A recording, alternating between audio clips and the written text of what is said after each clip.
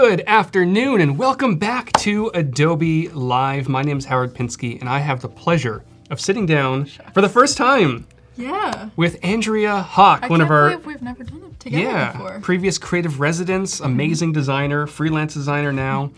Just go ahead and introduce yourself, then I'll get into some housekeeping rules and stuff like that. Yeah, I'm Andrea Hock. You guys just saw me on the stream before this, so sorry if you're tired of me.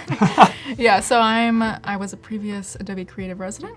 I am a UI UX designer doing freelance now. Nice. And yeah, I'll get into a little bit more about me in just a second. Cool. Well, I'm excited to sit down. I've been watching your designs kind of flourish over the last year or so, especially when you were in the creative residency program. And even now, I know we were talking earlier, you're getting a ton of work, which is fantastic. Yeah. And maybe a little bit later you'll talk about, tips for freelancing and things like that. Totally. But a big also hello to everyone joining us in the chat. We've got Eric Sue, also a guest on Adobe Live. Hazel, Rob Zilla. I finally met Rob at Adobe MAX. Hi, Rob. Great illustrator. Sam and Michael and Richard. A lot of awesome people. Talon's in the house. Welcome, Talon. I recognize so many people now. I know. I love this. I love seeing the XD team in here. They watch this from time to time to get feedback and ideas. If you are tuning in live, let us know where you're streaming from. We're in San Francisco right now. And in about half an hour, we're going to be giving away some stickers. Which is great. I have one giant sticker, but if you need some more stickers on your computer, definitely make sure to enter that. And then about half an hour before the stream ends, we're going to space. Woohoo. Yeah, we're going to review Got some our helmets portfolios. here. Yeah. So if you are on Behance right now, behance.net/live/Adobe Live, there's a portfolio review tab at the top right. Go ahead and enter that. We'll be picking 2 portfolios to review, which is going to be fun. I love that. And of course, we're going to talk a lot about the new features. Yes. So excited. New features. It's going to be like 95% states and then like 2% the other stuff. Right. And then what are the other juicy differences that I don't know. Math is hard. Yeah. So we've got New York City requests a huge boop. So Nelmer. Boop. Yes. I've got my boop shirt. I didn't see that. I was sitting with him earlier today. Funny story about this before we get into things. So I made this boop shirt because, boop is, when I'm streaming out, boop. And everyone's like, you need to have boop shirts, right? So I made a boop shirt. This is your merch now. Can people buy this? They can, but I don't suggest doing it just yet. Because do you notice anything wrong with this shirt? I don't know what. So I didn't notice anything wrong either with this shirt until one of our PMs, Sharif, pointed out to me at a party. He's like, yeah, it looks like a repeat grid, but there's no handle at the top of a repeat grid. It's at the bottom. It's supposed to be down here. You're not a true XD user. I know, Okay. and I was using XD. I designed this in XD. So it's like, I should have realized this, but I didn't, and it's wrong. So I'm waiting for Cotton Bureau to update the design. Okay, blame it on them. That's a thing. Yeah. Yeah, so boop shirts might be available. Well, no, I need some merch. I need to figure out what you gotta my brand thing yourself. is. Yeah. Yeah. I don't have anything exciting like that. You'll figure it out. All right, so so let's dive into things. Yeah. Let's switch over to your screen and do the spiel. Okay, so now everyone's been doing like a little intro about themselves, so I went ahead and jumped on the bandwagon and did that as well. That's so colorful. This is my Twitter cover photo right now. This was made in Illustrator. Okay, so a little bit about me, if you guys don't already know. I actually hate doing stuff like this because it feels so narcissistic. I know. But whatever. And from the residency, I have so many slide decks like this. It's yeah. Okay, so I thought I'd do something a little different and I'd show some Polaroid photos. So a bit of background. I've always been a bit of a artistic person. This is me. Getting messy with the finger paints. Of course. My little table where I would color just all day long. My favorite city is New York. I do not live there. I live in St. Louis though. St. Louis is a close second. So if anyone lives in St. Louis, let me know. I've never been. You should visit. It's really nice. Yeah. There's never anyone from St. Louis in the chat, so I'm waiting. If anyone's from St. Louis, definitely throw that in there. And Talon's already yelling at you. Do something with states. Oh. Talon, we'll get there. Yeah, I'll get there. This is me at my first real job. So some people don't know this, but my first real job was actually as an application engineer intern. Oh, that's nice. So I was supposed to be like coding the whole time, but I instead spent my time with all the design interns. So then that's how I got hired as a VX designer. Nice. My favorite YouTuber, big into YouTube, Craig Adams. Sorry, you're a close second. I'm done. Goodbye. Samuel's from St. Louis. We got someone. Oh, Sam. Awesome. Okay. Finally, represent.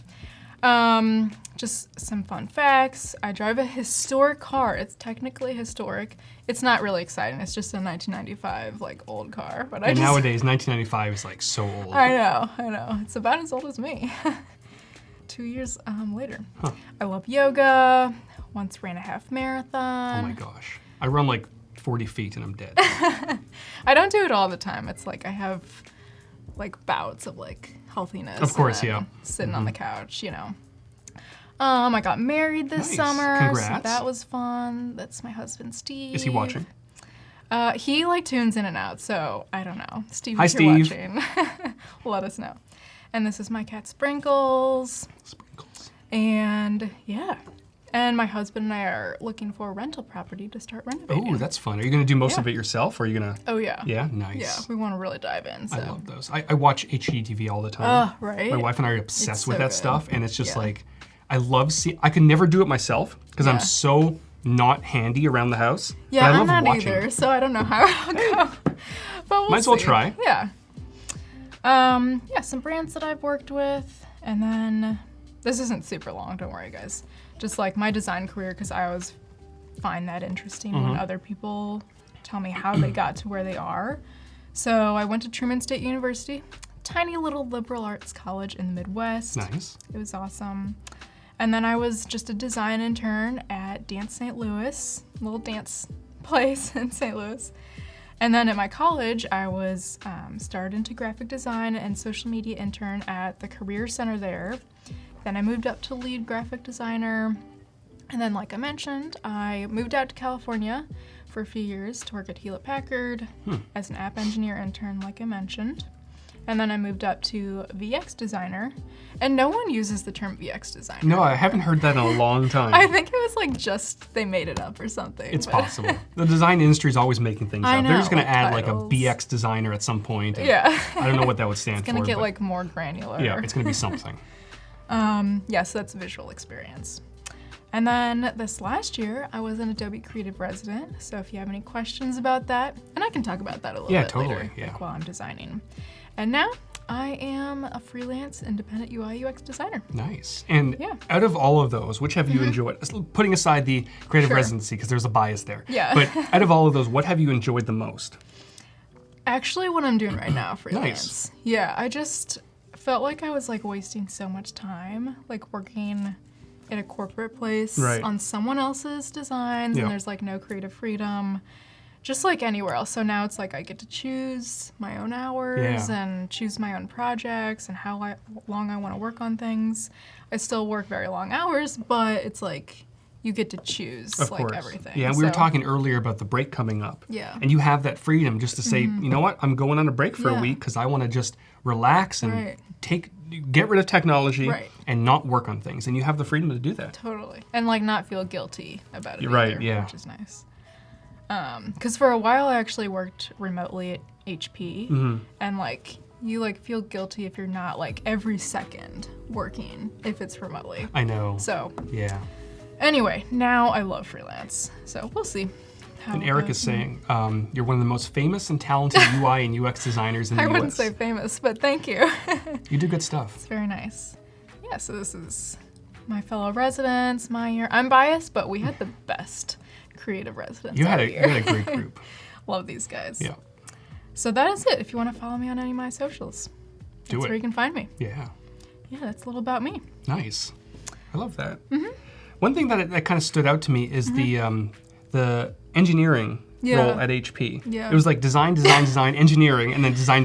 Where did that come Yeah, from? so the thing is, I actually had applied just to like a bunch of different things, a bunch of different positions at a bunch of tech companies in California, and I really believe in just like getting your foot in the door. Yeah. It's not what I wanted to do necessarily, but like I had some background in coding, a little bit of background. Yeah. I probably shouldn't have had that job. Well, but you know, you learn as you go. yeah. It's like you just got to throw yourself into these positions. Like same with the residency, like these like speaking things, even like doing the live streams, like I'm a very introverted person, Right. but if you just like, you just have to throw yourself into the deep end, otherwise you can't grow. So. Yeah, my first streams were I was freaking out.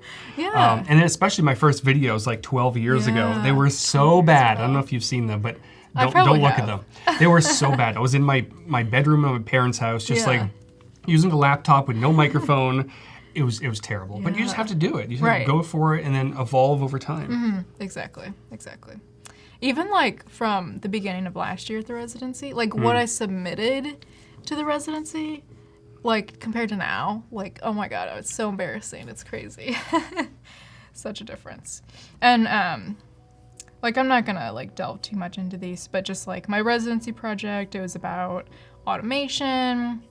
So it's all in my Behance if you wanna look definitely go into follow all that. of those. But I have, this was an automation project for like transportation. So that was a fun one. And one thing I've noticed about all of your projects is your colors are fantastic. Oh, thank you. They're like a little bit of pastel-y, Yeah. but also very minimalistic. And I just love all the colors. Go to Andrea's Behance and her Dribble page as well, and you'll just notice, that's the first thing that I notice, is just like this beautiful pop of color. Thank you so much. I appreciate that, coming from you especially. I've kind of, you may notice on my Dribble page that I've slowly gotten into more color. Yeah. And a lot of that is because I've seen your work and how you apply, because color is very difficult. It is. If you do it incorrectly, especially when you start getting into gradients, it could look really bad. Right. And you've really shown that using color well can go a long way. Thank you. It's so nice. I think because like my background, you know, at HP was more in visual experience, Right. as opposed to like research or something. Yeah. So I feel like I really developed that there. Yeah. And actually at Truman, my degree was in visual communication, so like more print design, I guess. Got it. So yeah, you can feel free to look through some of those, but I won't go too much into it. Cool. So what do we have planned for today? So today, this is a bit different than what I normally do. I normally, you know, like you said, I do more of like the very vibrant, just kind of out there automation ideas, whatever. So today, this was inspired. I want to do a smartphone data control hub. And this was inspired by, I won't bore you with like reading all this. I'll just like go into a few little points. But I was listening to a podcast, a Joe Rogan podcast. Great podcast, by the way. Yeah. And he had Edward Snowden on, and it's like a really long one, so it's like 3 hours. You said you listened to it. I didn't listen to the whole thing, but I definitely listened to the bit that you're going to be talking about.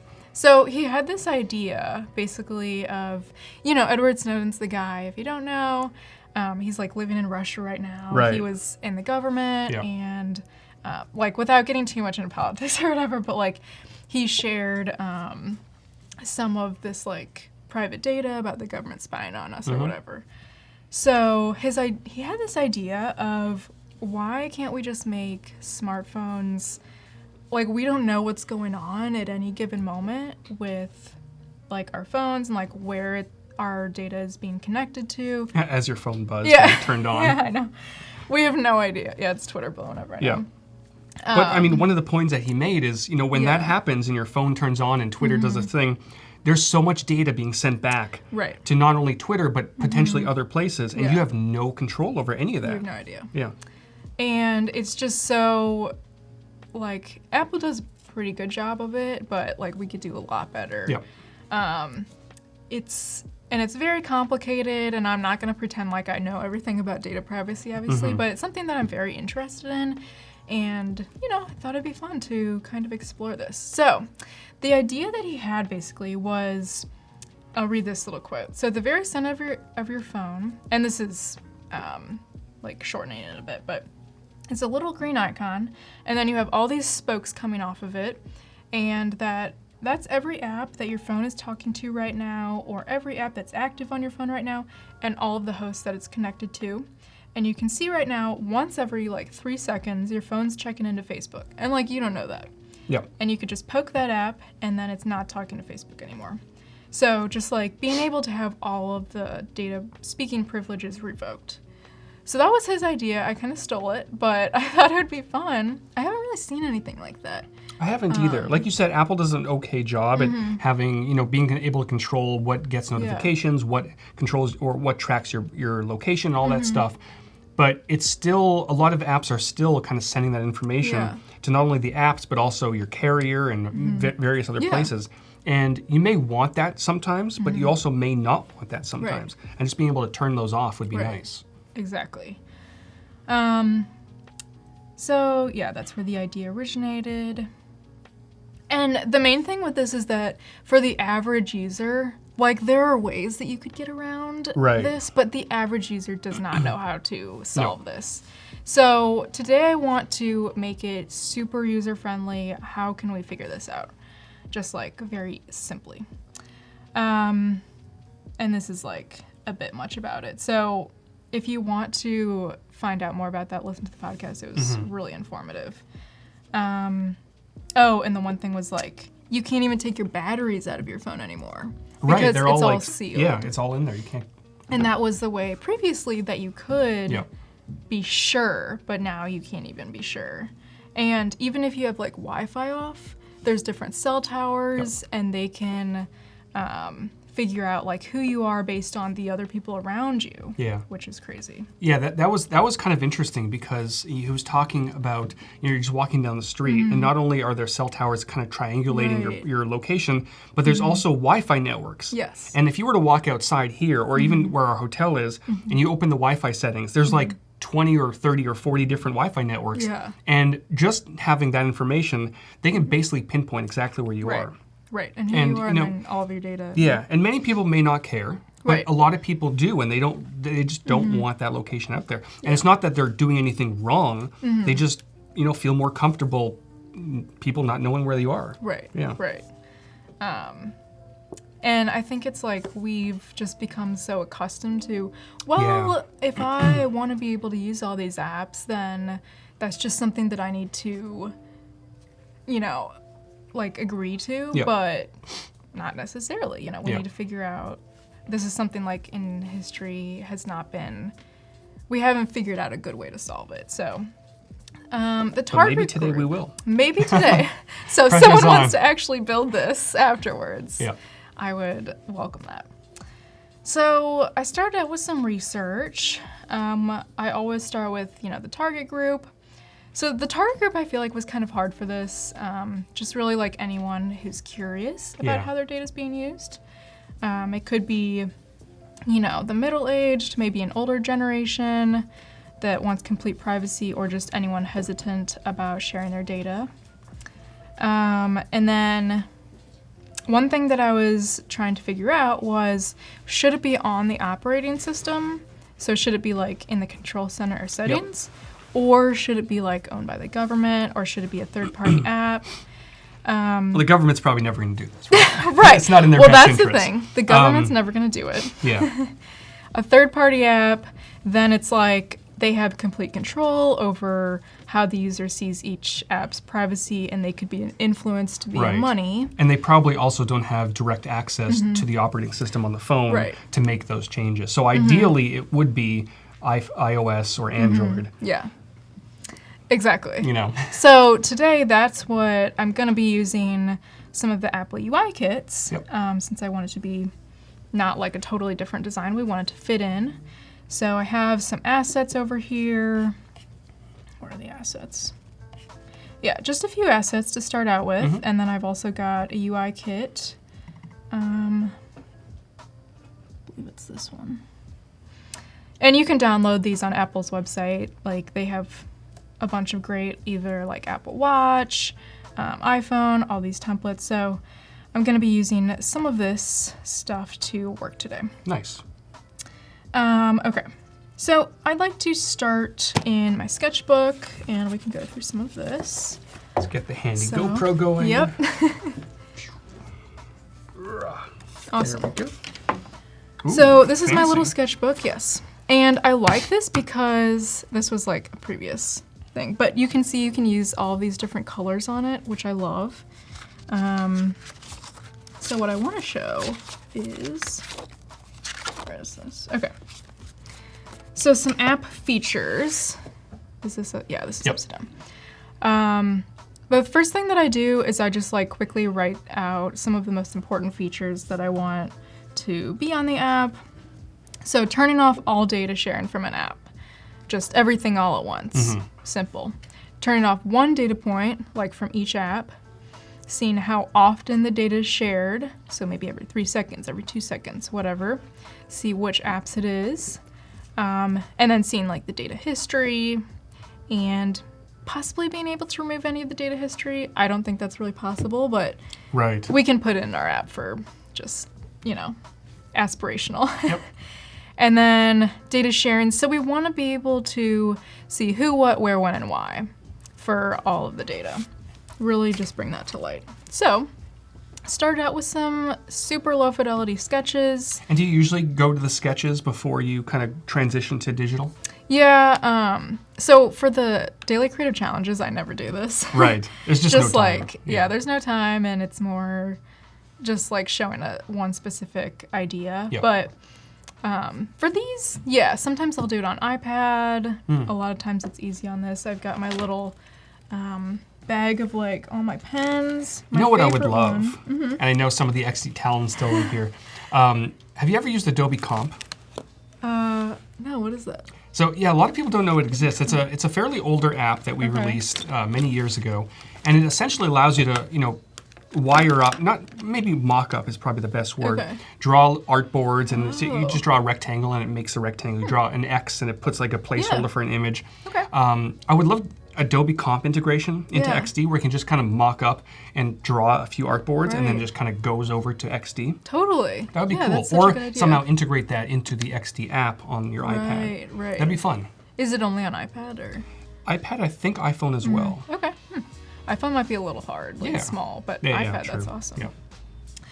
Okay, so, and these are just some of my favorite pens because we're not illustrators, but I feel like for sketching, it's very important. Yeah. So this one's my fave.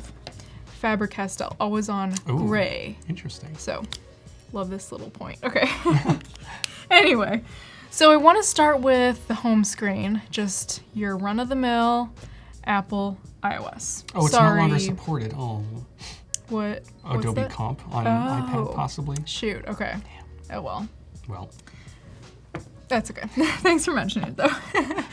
And then I want to go into the Data Control Hub, and we can have some back and forth with the chat about how exactly that should look. But basically, just an overview of everything. Yep. So you open the app, you get an overview, alerts, you can see the history, etc. And then, like Edward was mentioning, once you like tap into more detailed view, we want to see all of the data points. So all these data points are each individual app, okay? And then you can turn off the sharing from there. Then, if we want to zoom in from there on any, like the center is me, so that's my little emoji, and that's the zoomed in version. Nice. So you can still see some of the other apps around there. And I'm just gonna do like 8 screens today. Probably all we have time for. And then I also want to do one data point info. So this is just a bunch of info about like Facebook or Yelp, whatever, one specific one. And this is just various if you want to go like further into it, but we want to be very high level, not like, we don't want people to be reading the terms and conditions. That's the whole problem with everything. And if you want to see it in list view, we'll do it that way. Seeing some cell towers nearby. And if you want to, you know, disconnect from each of those. And then any alerts, like maybe, oh, this one seems suspicious. Why are they sending this data? Just letting you know about that. That's an interesting point because you really don't know where your data is going. Yeah. Even though you think, oh, Facebook, it's going to Facebook. Right. But who knows? we don't know. No idea. User flow. So we'll start on the home screen. Go to the data app. Got a bunch of basically what I just mentioned. That's more just for me. Okay. So that's a bit of an overview. We can go ahead and head on back into my Adobe XD screen here. Okay. So features for the control hub. So sometimes I like to do this. I kind of already like laid everything out over here. Oh, it's like a little virtual corkboard. Yeah. That's cute. Yeah. It helps me just, you know, quickly get some ideas up. If I want to color code things, I can do that. So maybe I'll just write down a few of these app ideas. So I can like copy and paste this guy. And so we're keeping in mind that this is going to be, we're going to be starting with like this home screen. Right. And I want to remind everyone, if you have questions for Andrea throughout the stream, definitely throw them in the chat, or if you have suggestions for this app, or this, you know, what data points should be collected or discontinued or disconnected, that's the word I was looking for, throw those in the chat as well. Definitely, for sure. Okay, so we've got 2 ideas already. Be explicit about exactly what features in the app are taken from what data. Yep. All in one place, not like deep into the settings. If anyone has any ideas, let me know. I'd love to add them. So we want to turn off all the data sharing from an app. And let's get another one. I think I have to steal this idea. I like this. Yeah, makes it fun Sticky too. notes on- yeah.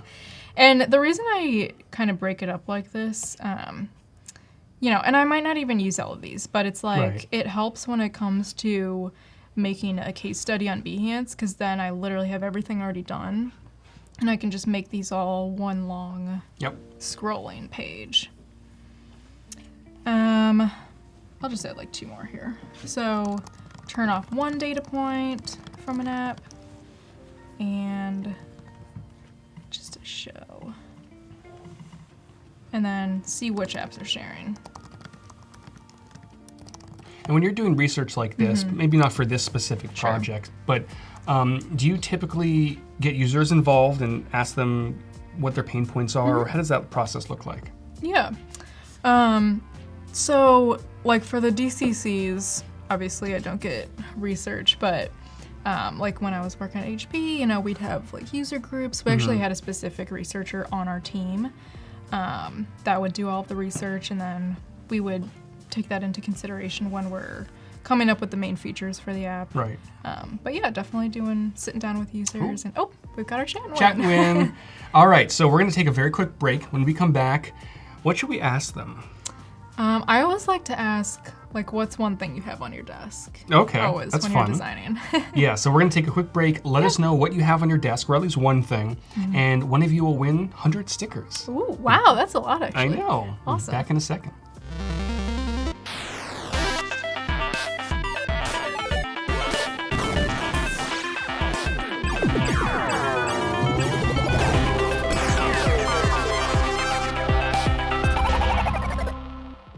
And we are back. So yeah, Jack has leftover Halloween candy. I think I do too at home. Yeah, let us know what you have on your desk. What do we have? iPad. We don't have coffee. Always coffee for me. This. Usually Sprinkles, my cat, is sitting like trying Cats to do be that, on my don't they? keyboard. Yeah. iMac, phone, Asus, Mac. and Alexa talking about data. Yeah. Cold coffee. Ugh. Oh no. Usually my mouse too. Yeah. Some pens. We have space helmets over there. Yes. Very necessary when you're designing. This is like very messy right now. We're I know. messy designers classic. I did see Michael Crabtree in the chat earlier, and he is infamous Yeah. for spilling water all over this beautiful desk. Really? Yeah. Oh, I didn't see that. Oh yeah, every time I see him, it was actually right before the stream went live. Yeah. He was reaching for something and all over, Oh, no. and we were just dying. Adriano Woohoo. Silva, Congrats. welcome, of course. But congrats, you just won 100 free Awesome. stickers. Someone from Behance is going to get in touch with you very shortly. If you did not win, go to stickermule.com/Adobe Live 19 and you get 10 stickers for $1. Awesome. Still pretty good. Yeah. Yeah, I might need to do that. absolutely. They're still going in the chat. Napkins. I guess if you're messy. I suppose. Ink pen, Post-its. Or if you have allergies like sketches. us, you got a box of Kleenex over Yeah. there. We're both kind of sick today, so. Okay, so here I was. I mean, I already Matt says have... dongles. Oh, Yeah. yes, lots of dongles Yep. for sure. Always dongles. We've got like 3 of them here. Yeah, and cords and such. I'm still holding out for Apple Air Charge or whatever, where it's just in the air and no cords. Oh, that would be amazing. Yeah. Okay, so here I was working on my corkboard with all of my just main features. Yep. So I've got a few there that I can, go back to if I want to. What's that? Rob says, a photo of Howard Pinsky. Just like... That's kind of creepy, Rob. Yeah, But it is a little creepy. I know Rob's probably joking, but you never know. So the main rule that I want to remember here is for each app, we want to be super transparent with the specific data that's being shared, be explicit about what specific function it's being used for. So when we tell them, okay, your location is open, and that's the main issue. It's like, why is my location being used? Or why are my photos being used? Why is my microphone? Yeah, because right now, at least on iOS, I'm not too familiar with Android, when your location is being used, there's like a little location icon somewhere up at the top. But I mean, that's really all you know. Right. You just know that something is using your location. Great, Exactly. that doesn't help. I want to know what application is using it, where it's going, what they're tracking. Yeah, you don't know. Right, because you don't want to turn it off if it's something that you really use. Right. But if you don't really need it, or it's something that you personally don't find interesting or useful, then turn it off. Yep. So let's say location, if it's Yelp or something, okay, let's be explicit. Finding restaurants near your location. That's a very simple one, but sure. That's the rule that we want to follow. Yep. And then I normally go into use cases. And so, use case number 1, someone who doesn't have the time or the interest in reading the terms and conditions. Which is everybody. Everyone, yeah. And he was... Oh, go ahead. No, some of those things are just like pages and pages and pages. And I think there was an example post. I don't know if it was in the interview, but somebody posted recently that a certain device, I'm not going to name any names, but in order to even go in or start using the device, you had to agree to 7 different terms of services. That's crazy. It's like nuts. Who wants to read? No one's going to read that. No one, yeah. You don't know what you're agreeing to. And they do that on purpose Of course because they want all of your data, but they don't want you to know what it's about. Right. It's also legal things, and it has to have certain phrases, and it's just it's complicated. And it's always being updated, each day or whatever. So that's one use case. Let's see, someone else. Maybe I'll make 3 use cases. So just to get started and know who is the app actually for. So ideally it's for really anyone who has a smartphone. Yeah. Even if you're not interested in it, but you should be able to use this. Totally. And Steven is saying if you go into settings, I think it's under privacy location, you can see which app it is and what the glyph means. That's good at least. Yeah. So but again, if it's too deep into the app, no one's going to see it. Yeah. So we want to kind of try to bring that to light a bit more. Totally. Another use case would be, this is the main use case, I feel like.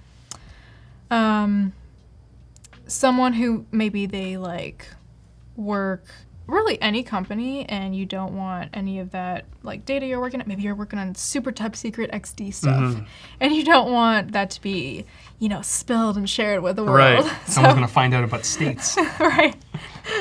And I know Talon does share a lot though already, so. We sneak some things Twitter, from time to time. Sneaks, yeah. But yeah, there are obviously some things that we can't. We use VPNs and things like that to encrypt our data. Okay. Interesting. Yeah. Okay, so someone who works in a company and they're using a mobile device and has secret information. Secret sounds like you're doing something bad, but right. It doesn't have to be confidential. Confidential. It's all kind of the same thing, but yeah. Confidential info that can't be leaked. Maybe it's a new book deal or something, Right. I'll just do one more. Another one could be... So Sam just downloaded Adobe Comic. Oh. It's awesome. It has device templates for letter and web formats. Okay. Yeah. Huh. So yeah, I would love to see something nice. like that. Because, XD is great for wiring things up, mocking things up, very early stages. Yeah. But there definitely is part of me that wants to open up an iPad or something and just kind of sketch a few things. Right. And then With have an it Apple Pencil. automatically just be over there when I'm ready to go. exactly. Because sometimes I'll like take pictures of my sketches and then like just upload them to XD so I can see it. Yep. And it's sketchy, but whatever. A third use case might be someone who's just confused. Like, which is me sometimes. Just confused, and they just don't know what's going on. Wants to understand more. Yep. About where their data's going.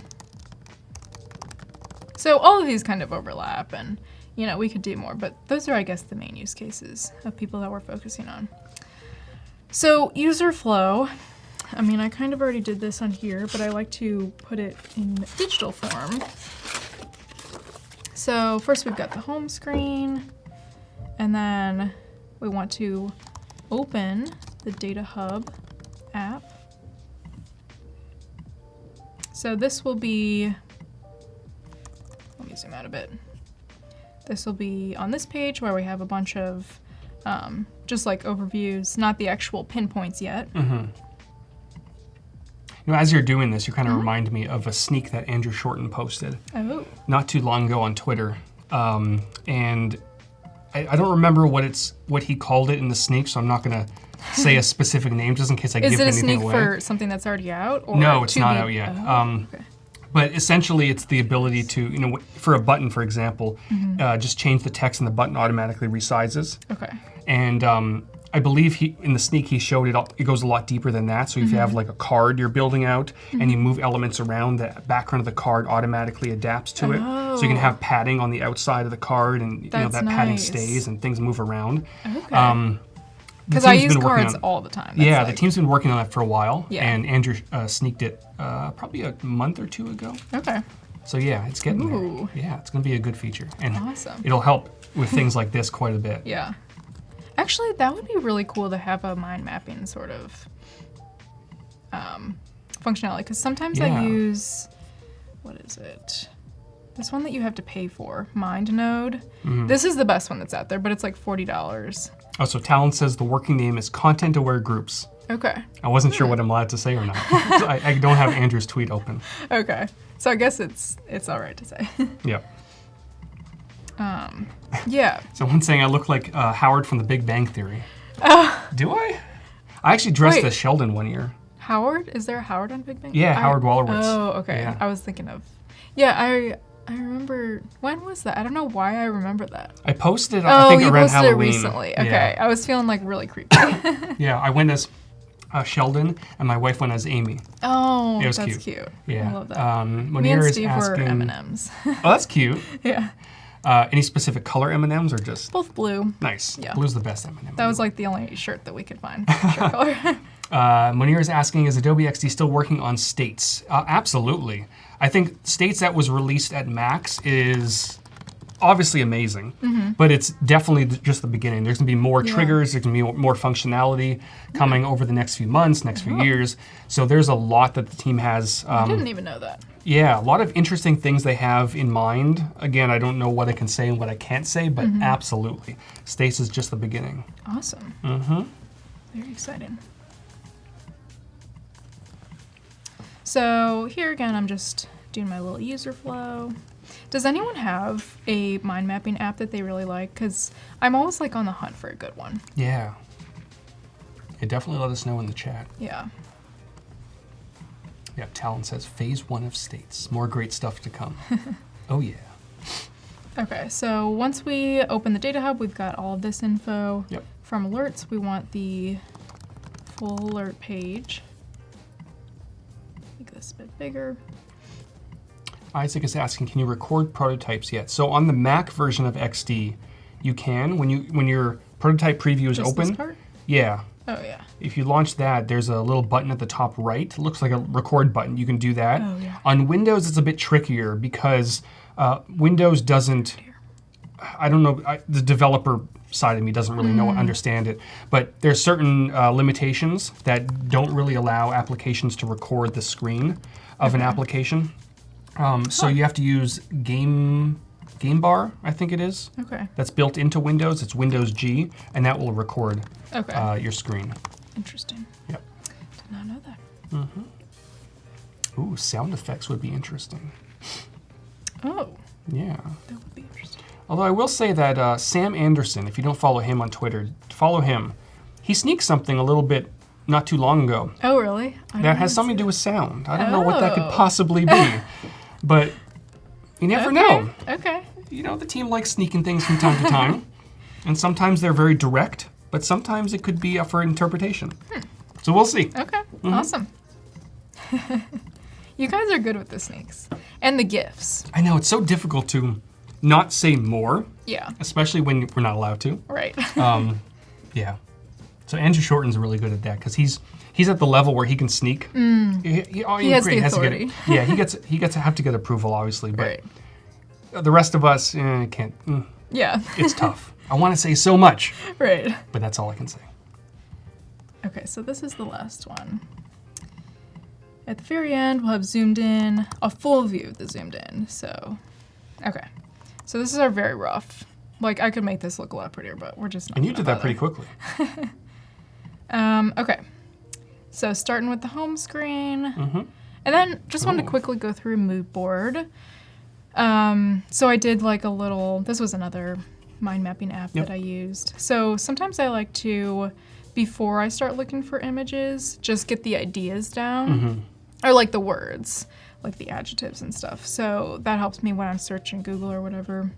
So I was thinking of like brain stuff, which stuff, you know, doesn't sound super profesh. But Makes me think of Elon's Neuralink. yes. Yeah. That's so cool. I'm And like, you did a daily challenge on that. Yes, I did. I forgot about that. I'm very actually. excited to see where that goes. Yeah. It's scary, but it's also, Right. looking at it from like a medical perspective, it could be really cool, Oh my especially if gosh. they're working on like Alzheimer's or Right. paralysis and things like Yes. that. But then you get to the point where it's actually anybody can get a chip implanted and it melds humans and AI. Crazy, right? And he said something like, if we want to advance, that's necessary to get there. Right, because our brains can only work so Yeah, fast. which is terrifying, but Yeah. I'm so down for that. Just inject all the chips in me. I'm ready to go. It's like, I want to see what happens, but maybe not to me. But Exactly. I don't want to be first. Right. I'll be like the 450,000th person to do it. Okay. That's, yeah. So I was thinking of how do we show all of these little data points that are connected to us in the center? Right. So I was thinking like, well, let's use nature for our example. Well, we already have our brains as a great example. So like synapses, so it's like the data is transferring. So maybe each of these are little data points. Maybe it's like atoms. Each of these are the apps or data, these little bits are the data points circling us. Or like, is it arranged by a spider web? So really thinking about how is this being arranged? Yeah. Same with data. I was looking up different types of data visualization as far as like, one of the previous residents actually did her project all about data visualization and how it can skew your idea of certain data to look a certain way. So, like this one was really cool. Too complicated for what I'm doing, but Right. You want to make sure it's nice and yeah, digestible. exactly. But like these are cool ideas. And there's some really cool posters out there with all these like, connected points. So, I was thinking about how is the data organized? Is it ranked from the most data shared to the least? Like, we have the CPU Right. data thing on PCs. So that's like what one of the views I want to show. How much or how fast is each one showing? And I don't think there's a way to see that on Mac, is there? There is Activity Monitor. Oh, okay. Yep. See, I never use that. So the fastest, how like every 3 seconds something's being shared. Yep.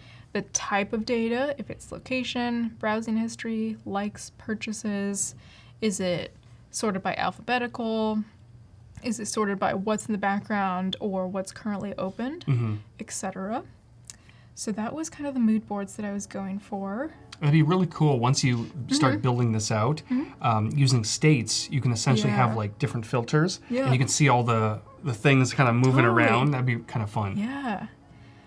Okay, so then I've got like these other ones, but I kind of want to get into the screens actually. So typography, I just like to have all the artboards kind of laid out already. Yeah. So I've got this main screen here, and I'm gonna reference my We don't have to show this on the GoPro, but I'm just going to reference my little sketches, low fidelity sketches here. And as a reminder, if anyone's just joining, if you're developing for iOS or Android, under the File and then Get UI Kits menu, you can download UI kits for both of those devices, and including Microsoft as well. Yeah, there they are. Look right here. Yep, and the Apple one was recently updated for iOS 13, including dark mode. Oh, nice. So we've got Adobe XD, Mac OS, Watch OS, Yep. TV OS, so that was new, but they don't have the Adobe XD one. Oh, but it does have a Photoshop one. Yeah. And you can open that directly in XD as well. That's true. Good workaround. Okay, so I'm gonna start on this page. And I want this to be, I kind of got some examples from, just took some screenshots from the current iOS. So this is, just my own screenshots. And I didn't want to share where I'm staying or whatever at my hotel, but this is like the sharing. So I want to be able to use this kind of grid at some point. I like these little emojis, so I want to include that. And I like the dark mode. I think that's kind of goes with like the data, techie, the web sort of feel. So I'm gonna go with the dark mode. And then I think we might do some kind of honeycomb grid like this, so we'll see. So since it's iOS, I want it to, follow the same kind of design systems that they already have. Yep. So we're gonna start with the title, just Data Control Hub, and then down here we want overview. And then maybe we want to be able to view the map somewhere. Let's look for some kind of buttons. Oops, no, not mind map. And as you're building this out, are you, what kind of user are you? I know we talked about what users this is targeted towards, but what kind of user is the initial experience targeted towards? Is the very basic user who maybe doesn't use iOS or any operating system often, or is it someone who uses it a lot and they just want to see all the data at once? That's a good question. I feel like initially it should be maybe for someone who's a little more techie, just because I don't think someone might be scared off initially if it's about data stuff. So maybe we want the early adopters to be able to see more data. But I want to make this as simple as possible. Of course, I guess a mix of both. That doesn't answer your It's a hard balance. Well, so. No, it's a good answer because it kind of exposes what the challenge is when developing applications is how do you balance that? Do you make it too simple so that everyone can use it, or do you make it complex? Because if you make it too simple, then the advanced users are going to complain that they don't have enough data. Yeah. And if you make it too complex, then the general population is going to complain that there's too much data. Right. So it's really tricky to balance that. Yeah. And of course, you have to release an MVP. So you can't have two different modes. Yeah. It's very tricky. Yeah, it is tricky. I'm trying to look for just like, I guess we can use this little section. Okay, so here we'll have what will be the map. And then we'll say like view map right below that. So this is just a placeholder. Below that we'll have an alert section. And this can be like these guys.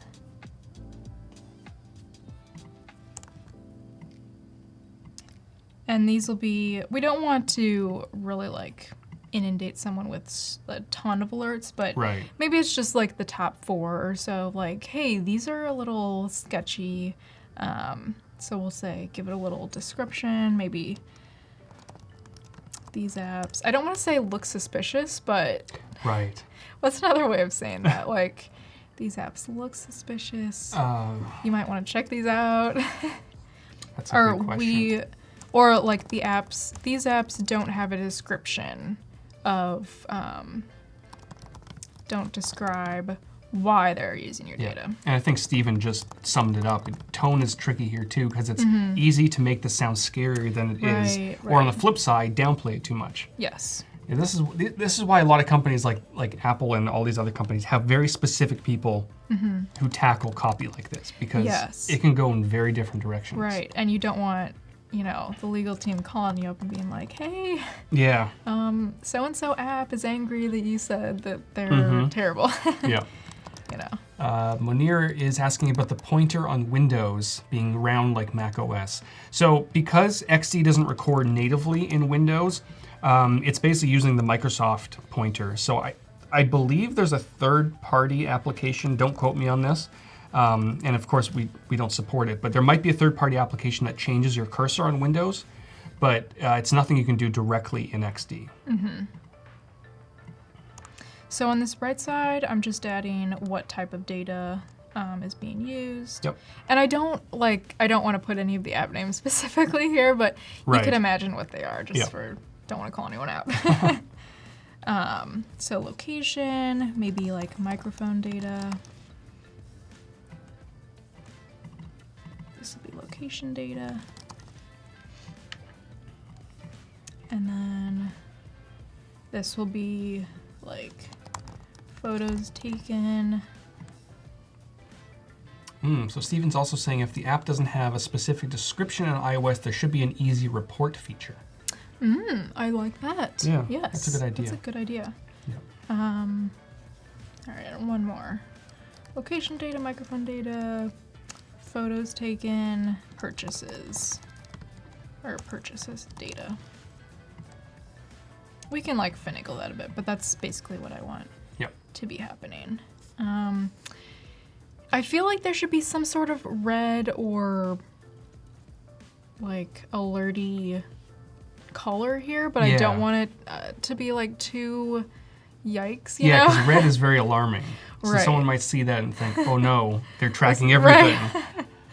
They know where I live. Right. So maybe it's just like that little circle with the exclamation point. Let's see if they have that somewhere here. Yeah, they should have it in there. While you're hunting that down, Sergio's asking about the the basic versus complex situation. Could you address it using an onboarding experience, like a Q&A? Oh, yeah. And ideally, you probably could. Right. But of course, it all depends on what you want to ship for an MVP. Do you want to ship all the features initially? Right. Which, again, ideally you probably would, but sometimes you just don't have the resources to do that. So, you have to make that decision sometimes is, are you going to start basic or are you going to start complex and then, introduce additional features later? Yeah.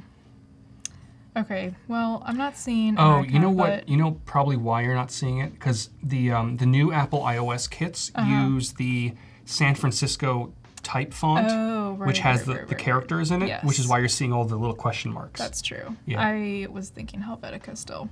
Look at me stuck in the past. That's okay. I'll just use some like red text, I guess. Yeah. We can always change that, but.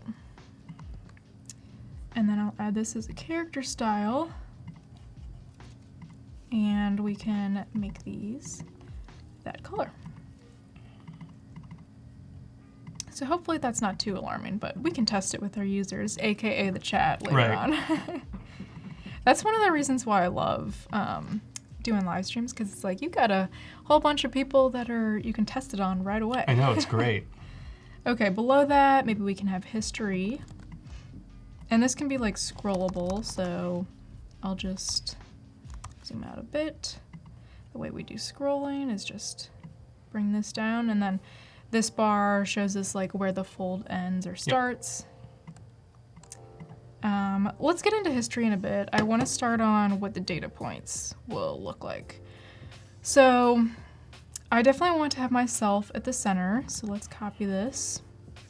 I love those little emojis. Yeah, this is so actually cute. my own. I gave myself my little earrings because I always wear these earrings. Oh, nice. I'm wearing them today. And it kind of just brightens things up a little bit. Data's scary, but Yes. if you see a Let's make it smiling fun. face in the middle, Exactly. yeah. So we want this to be on like kind of the zoomed in-ish view, and I'll use those little guides right there. And then I'm gonna go ahead and take some of these icons, and I already went ahead and used the clipping mask on all of these.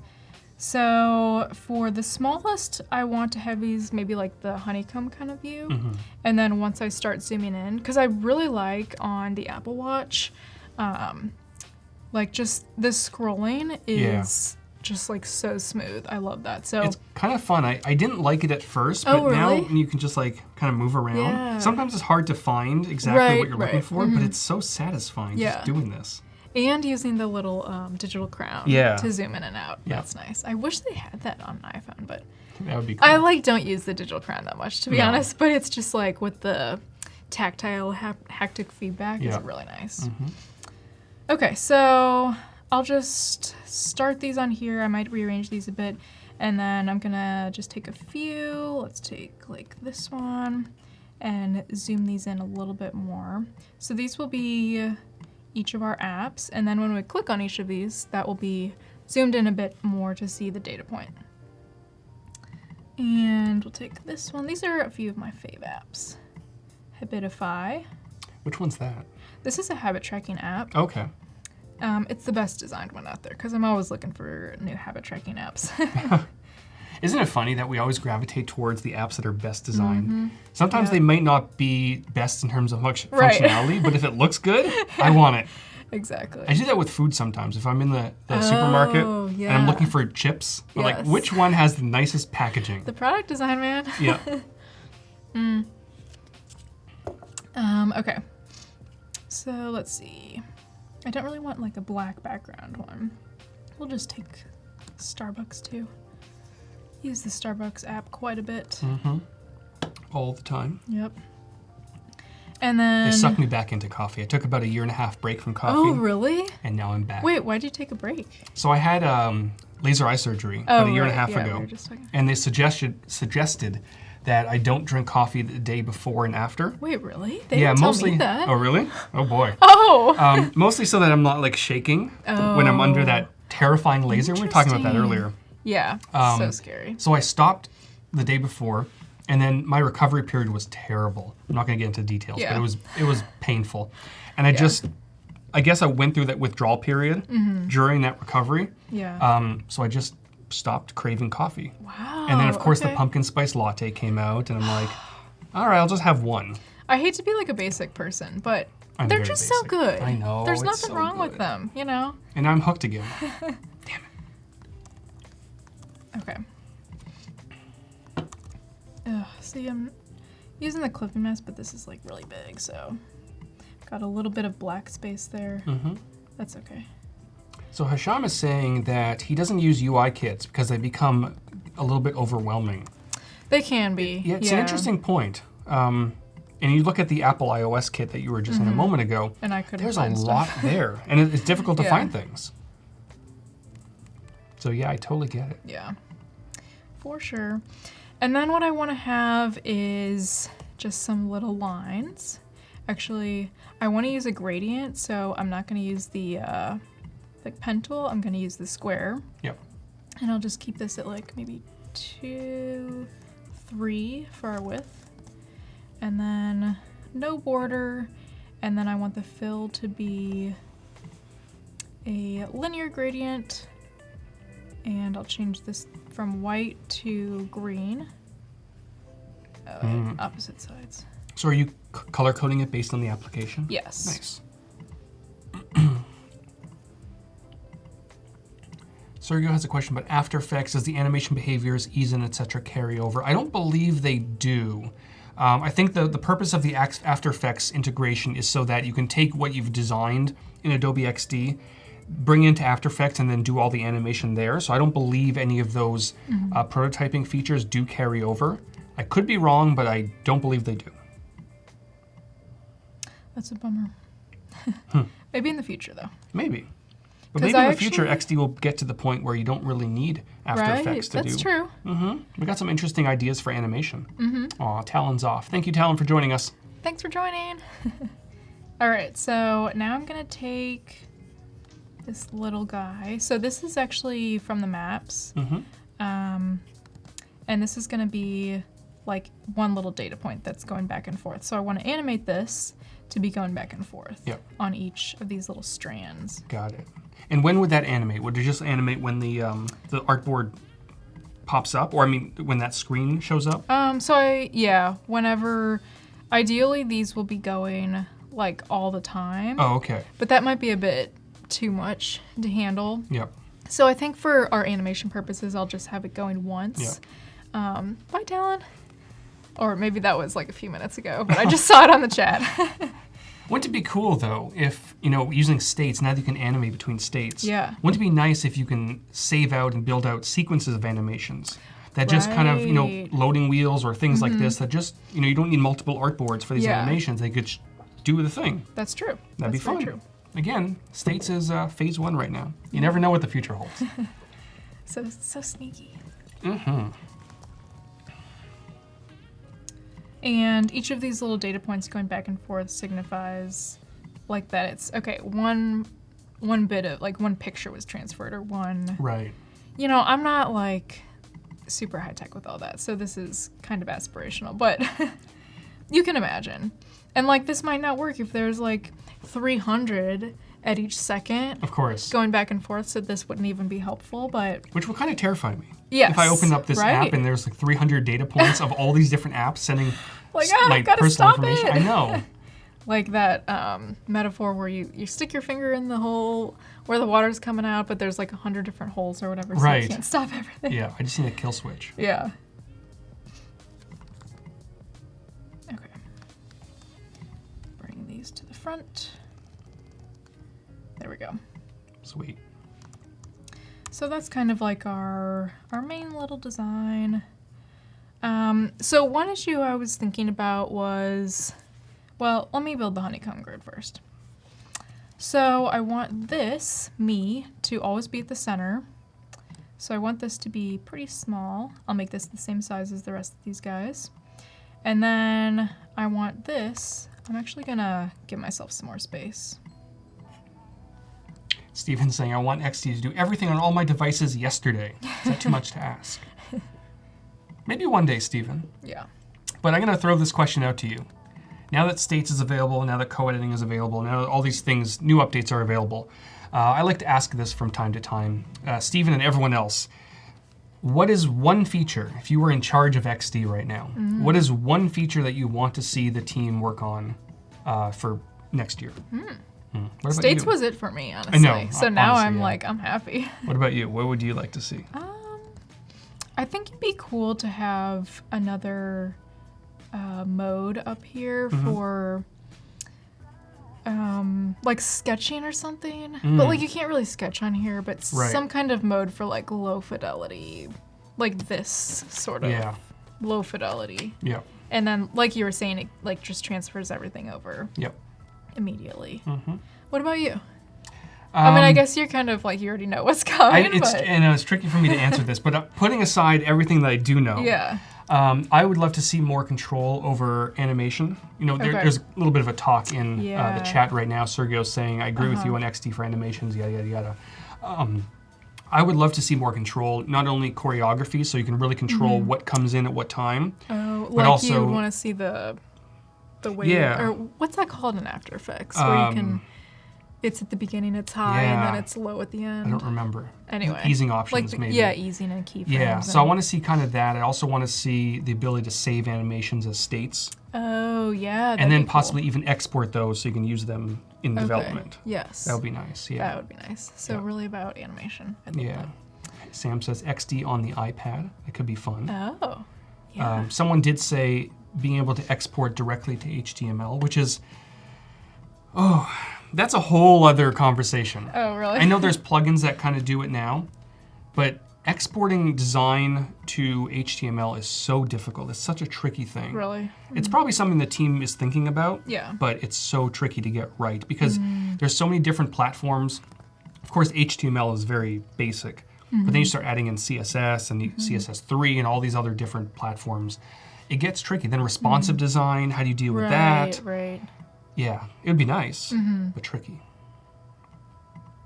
I actually, so since I've been freelance, oh, that looks a little busy. Maybe I'll leave like some of these off. Yeah. Ryan says hover. Hover is in XD now. Yeah. I can finally say it. Okay, so let's just pretend that this is like what this looks like.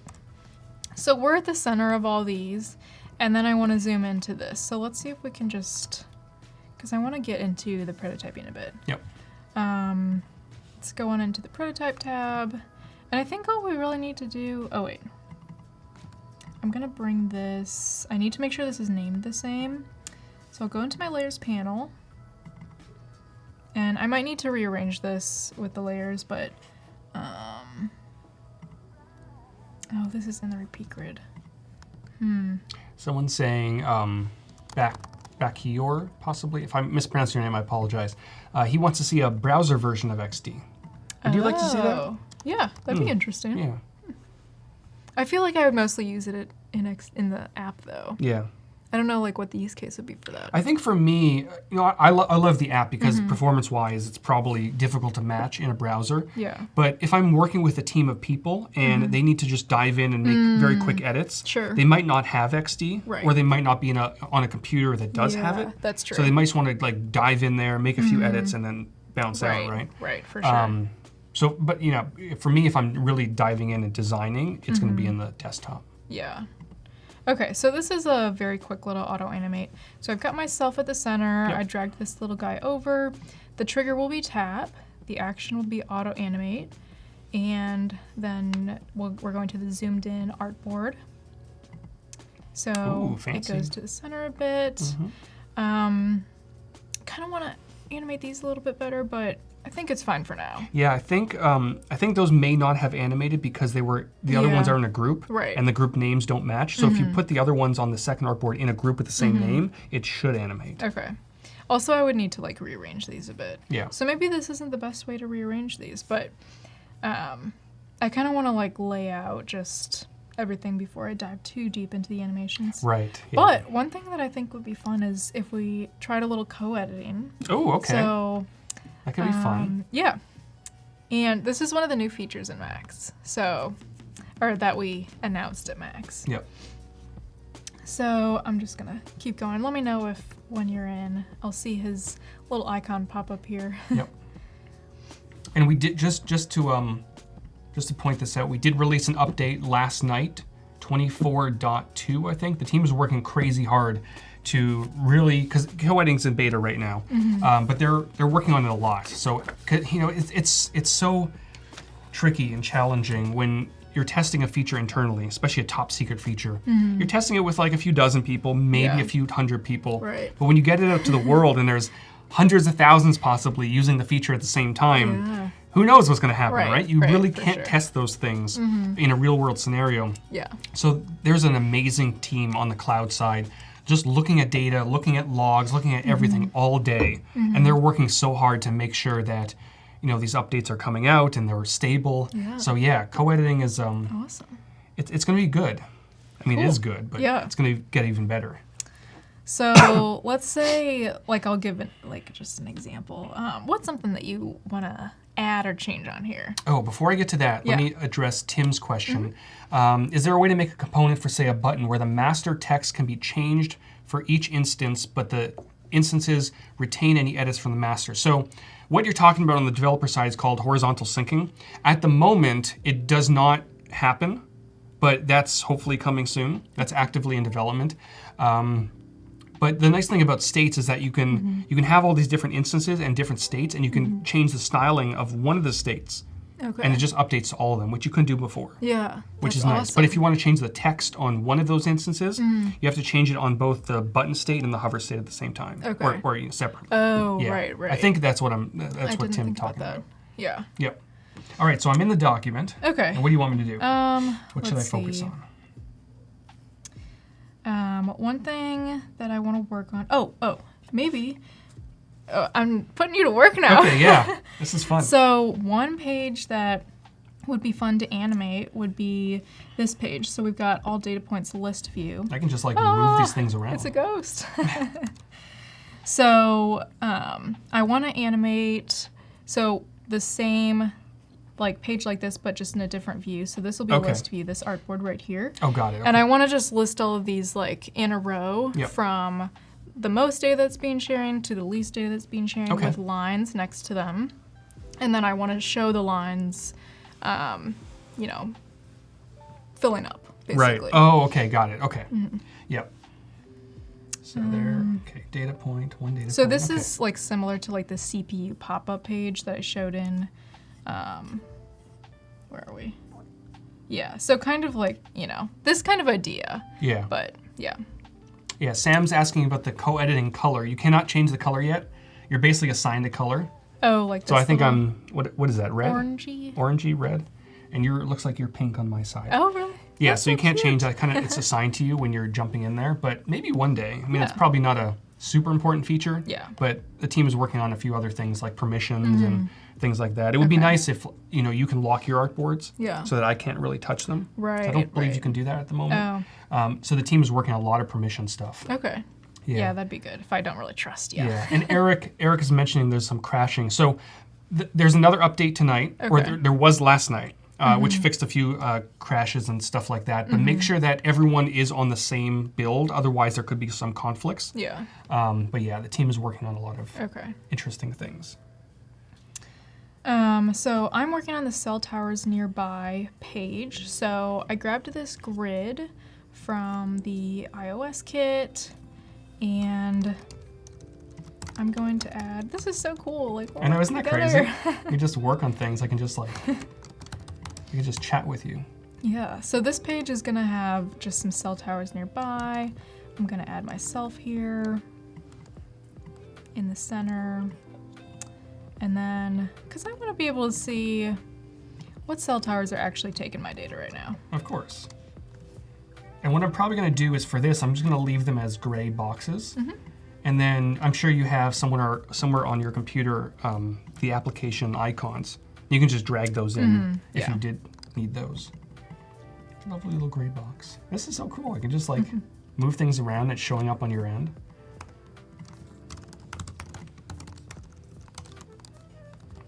Oh, actually, they're just in masks. So I can't just copy and paste them from. Okay. But that is a good, idea. If I had these all saved as PNGs and it was just in a folder, then I could just open the folder and select all of these and drag them into all of his little boxes that he's making. Yeah. But you can leave it as whatever you want at the moment. That's fine. So these are my little cell towers. This is so cool. Yeah, isn't that neat? Every time I do this, I'm blown away. Yeah. This is my first time trying the co-editing. Oh, really? Yeah. I guess as a freelance designer, you don't really have people Right. you're working with on a daily basis. I mean, developers, they'll work with me, but they won't, change anything. Right. So. And then I'm going to list the cell tower names. So, what,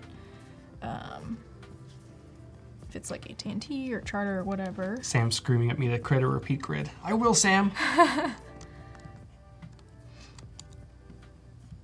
I want to figure out a way to integrate states into this. Yeah. Well, what I could do for states is for these guys, we could have them going back and forth, and you could click on them. Well, let's do hover for one of these. Oh yeah, So, when you hover, it kind of expands or something. Yeah. Even though hover really won't be applicable for mobile, Sure. but maybe if you tap on that's it, true. it could be a tap. That's true. Yeah. Yeah. Okay, I want to work on that. So this guy. Oh wait, actually. Oh boy, Jan is Component. asking about dark mode Oh. in XD. I don't know anything about dark mode. I don't either. I wish I had an answer for you, but actually Talon and I talked a lot about dark mode during our stream right after the Max keynote. Oh, really? And so you've got all the inside scoop, maybe. I mean, there's. Not so I wish I had a scoop on dark mode because I would love dark mode. Yeah. But the team is always asking, is dark mode a priority right now? Mm-hmm. Should dark mode take priority over states? Okay. Or co-editing? Or definitely not, any I of feel the other big features that are on user voice? Sure. And ultimately the answer is probably no. Yeah. Because dark mode would be nice, and in some cases it helps your eyes and things like that. Mm-hmm. It's just it won't really help you become more productive. Right. Where states and hover and all these other things probably Absolutely. will. And then there's really a much deeper conversation about design systems. And obviously Adobe has a big design system, which is now public. So of course the Adobe design team would have to work with Adobe Design XD design team would have to Right. work with the Adobe design team on the Spectrum side, Oh, make yeah, sure those you are in guys have sync, the new design system. is just a very complicating process. Sure. And of course, it's not a priority. So Because like Photoshop is dark all the time. it is, Or but is it? it's kind of Yeah. grandfathered in Right. because it was dark a long time ago. Yeah. But now the design system has changed and been solidified. Right. So there would have to be that connection between the two different teams. Now we're pulling resources from the Spectrum team Right. and the It's a XD whole team. big project. It's a big project. Yeah. Since you can't hover in mobile, what if the 3D touch? So 3D touch was actually removed, but there is now the long press. So that's Okay. something that you could probably Yeah. integrate. All right, got my dark mode spiel out of the way. Yeah. I should just record a video that explains that whole thing. So if someone Just says direct dark people mode, it's to just that. like, Yeah. Okay, so I'm gonna copy this. Let's say like on one of the states it'll be like going at 3 data bits per second. See, this is like one instance where I wish I knew more about like the technology behind it. But I just want to give like an overview if we like 3D touch or do something hover or whatever. Yeah. So like every 3 seconds. 3 seconds. Sharing every 3 seconds, I'll say that. Yeah. And there's about 11, 12 minutes left to get your portfolios in. So if you are watching, head up to the portfolio review tab, submit it, and we're going to take a look at 2 of them in just a little bit. Oh my goodness. Yeah, It's so fast. I know. I want to show some of this at least. So let's see. So I've got an icon, application, bar. How do I get states in here? Maybe I don't. I'm It's just okay. wasting time. And why can't I change this? That's okay. I'll make this a little smaller. Sometimes I have to catch myself. Sometimes I just like mumble. Yeah, I did that too. Because that's what I do when I'm just designing by myself. I'm like, oh, well, I need to move this, move Yeah. that. But when I'm live streaming, I have to remember. Yep. No one can hear me.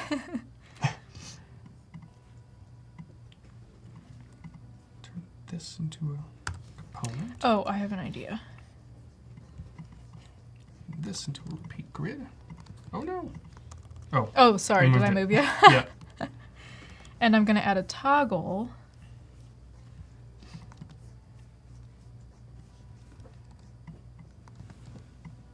And then this will become darker. I hope this isn't confusing for people with... Oh, they can't see your screen. Okay, never mind. I was like, are they seeing 2 screens at once? We could do that. We have the ability. The technology is there. I'll send this behind. There we go. All right. So I have kind of the block of that list view. Want to take a peek? Yeah, awesome. Is that kind of what you're looking Yeah, for? Okay, totally. good. Mm-hmm. And those bars, even though it's in a repeat grid, they are components, Okay. so they can all be overridden if you Awesome. need to. Okay, perfect. So I'll... Whew, okay. I'll place all the app icons in there. So what I want to show over here that I've been working on is... So this I want to be... This is going to get kind of meta. So I want this to show a few different states. Yep. I want it to show sharing every 3 seconds state once I like... So we don't have 3D touch? Or should I... I can just do hover. That's fine for now, even though it's on mobile. And when I when I tap on it, I want it to show the toggle. Maybe. Well, no, because then I want it to go in deep into the... Yeah, there might be too many steps there. Yeah, maybe. Possibly. Well, okay, I do want to show the toggle at least. Yeah. So, finally show something. So right here, we can just turn it on, turn it off. So that's turning on and off the data. And it's all done from one artboard now. Yep, all one artboard. So what I did there was, all you do is you tap default state. You can add another, there's a little plus icon right here, and you can add hover. You can, rename this if you want. Yep. And then just change the color of it. So that is how I did that. We'll leave it on. Yeah, so maybe I won't use this one, but okay. So actually, let's see. I'm gonna move these to this artboard. Oops. So that's in list view. And then in one, wait, why can't I delete this? Oh. Oh, I might have it selected. So oh, that's why. try now. There we go. There it goes. Okay. Oh, interesting. Learned something new. Can't delete my stuff. Right. And then for one data point, this will be like kind of where we delve into like all of the information from one particular app. So like, let's say we've got Spotify. Go back into my assets panel. This is kind of messy right now, but that's okay. We're just kind of doing loose little wireframes. Yeah, exactly. When you're just kind of mocking things up, Yeah. it doesn't have to look pretty. And then I want to copy this text. Actually, I'll make this a character style. I'll name this large title. And then I'll say add the text, Spotify. I'm not calling anyone out. I'm just need an example. Yeah. And then below that we'll have like all the specific data being shared. So I do want to also have that toggle here as well. Just another place to turn it all off. Yeah, and one thing I love about states is when you copy and paste components that have been previously wired up, all the the wiring is still there. Nice, perfect. Okay. And then below that, I'll just have all the specific data being shared. Let's see what I have over here. I don't know if the white goes very well, but is that right? Because let me see what Apple Watch does. Oh, they do have it dark. Yeah, it's more of a darker. I saw that in the UI kit. Let me see. Is it there? No, they didn't have it. Oh, wait, yeah. Here's some. Oh, okay. Yeah, I just want, like, all of this. Not that background. Yeah. Okay. And then let's go back to that artboard. Delete this. So, oh, that's so much better. Okay, so I'll need to delete this. Actually, that's one thing I can put you to work on if you want to just change the colors or whatever this one to match this one. I can do that. So this is like one of those little swipe up things. Like if you go to the Find My iPhone app, we want it to look like this, but just in the dark mode. So here under the Spotify, I'll just give a little title. So I'll say this is all the data being shared by Spotify.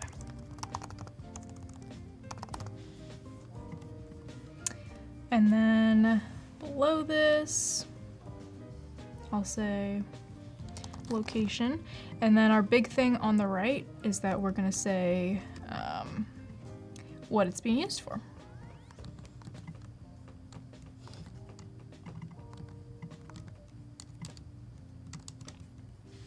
So let's say being used for finding songs people near you like. Might be a bit long.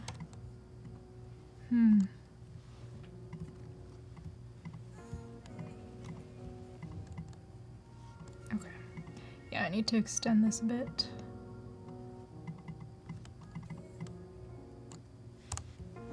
Oh, Sam has an idea for the animation. Let's see. Oh. You can make a state of the bars for the list view from 0%, so when you open that page, the bars animate to the percentage they are at. Yeah, so like they start on 0. You could. I know where you're going with that, but I think at the moment, states don't work with time triggers. So when the artboard is loaded up, it's not going to automatically transition. What is that? Because they don't work with time triggers yet. Oh, yeah, okay. so there would have to be some sort of a trigger, either a tap or a hover trigger to get that going. Okay. Ideally a tap. Yeah. But yeah, maybe in the future there might be time triggers. You never know. And then another data point that we'd share is like, let's say, search history. And that's used for, can zoom in a little bit here. I probably should have just made this a repeat grid. Just make my life easier. This is so cool because I'm seeing your work over here. I know, it's as I'm crazy. working. Search history, and this is used for finding new songs that you might like. Looks good. And actually, I need to use repeat grid as well. We catch ourselves sometimes Yep. not being efficient enough. I know. It's always about being efficient. And then maybe on the right, I want to use like a little icon to show if that's like good or bad or Oh, there we go. Paco to the rescue. recommended. Oh, whoa. Getting fancy up in here. Yes, we are. There we go. Let's see if iOS has any good, like good, bad, neutral icons that we could use. I have a feeling not really, but I feel like they didn't share totally everything in here. They probably didn't. Probably on purpose, but Yeah. And I think they kind of want to push you towards just use this. the new icon. It's the text-based icons that they have. Oh. I think it's called San Francisco Symbol, I think. Okay, And it's essentially like an icon manager of all their icons. Gotcha. So they want you to use that, of course. that makes sense. Yeah. And thank you to everyone pushing letsxd.com. I love it. Yeah. So, if you guys didn't see in the DCC, I shared Howard's UI kit that he Yeah. created. How long did this take you? Because like It took a while. this is amazing. Yeah, I've been obviously using states and testing it for quite a while. Yeah. And what's really cool is that the engineering and product team at some point used this kit to really figure out what the limitations are, what Yeah. the bugs are. Because I was developing this thing That's in the so cool. background, and I sent it over to one of the product managers. Yeah. I'm like, I found a bug. It's this little icon that I'm developing. Yeah. And then they just sent it around to everyone. It's like, look what Howard's doing. And then they Oh were my using it gosh. for testing purposes, which is kind of cool. Wow, that's awesome. Making a difference. Yeah. So you can just click download UI kit Yep. there. And then let me show a preview of that. I think I already have it opened. Maybe not. It's in my downloads folder. States. This is it. Do you want to give a little spiel or just read? Yeah. Everyone just read what it is. Yeah, I tried to put as many examples from the various different things you can do from basic states, which are just buttons and toggles and things like that, and some of them are animated. Yeah, and it's just it really shows that you don't need separate artboards or separate instances to have all these displayed. Everything's kind of contained into one component, and then you get really crazy and you go into animated states and hover states and things like that. The animations were fun because then like the So download button, cool. for example, you can kind of combine that with a tap. So you can do hover and then you tap on it, and then there's masks and things like that. So and neat. it's really fancy. And then Yeah. exploding I love this little hearts. heart I know one. they're That's fun. So cute. I feel like that's a signature Howard thing. The wave Yeah, thing coming up. yeah. I love it. I remember the mana bottle. I did a mini. What's that? It was like this, basically a bottle of liquid. Oh, yes. And I was just really pushing Yes. XD to its limits. This one's so cool. Yeah, I could play around with this forever. this was a lot of fun to do. Yeah. And then you've got calendar. Oh, the keyboard was neat. Yeah. And this one is interesting Very because realistic looking. this shouldn't be possible, right? Because right now, at least at the moment, when you have a tap trigger and you have auto animate, it goes to that and then it requires another action to come back. Sure. So yeah. there's no time trigger to go back Right. to the initial state, which it looks like it's doing. Right. But I kind of worked around it. I have two Okay. layers and they're overlapping on Oh. each other and you're cycling between the two different layers. Oh my gosh, I I wouldn't have thought know. of that. If you look in the layers, you can kind of understand what's going on. But maybe one day it'll be a little bit easier. So neat. Yeah, this was a lot of fun to do. Black key, white keys. Okay. Yeah. Yeah, and then inside the white keys, there's actually two layers. One is a little bit smaller than the other, and as you're kind of like, Oh, yeah. interesting. But we'll come back to this in a moment. Sure. We do have portfolio reviews to go Oh, to. Yeah. wow, So already. we're going to take a Awesome. quick break. We're going to head up to see. space, and we're going Woohoo. to take a look at two portfolios, which I Okay. should probably find. I have them somewhere. But yeah, we'll be back in just a moment. All right. Bye, guys.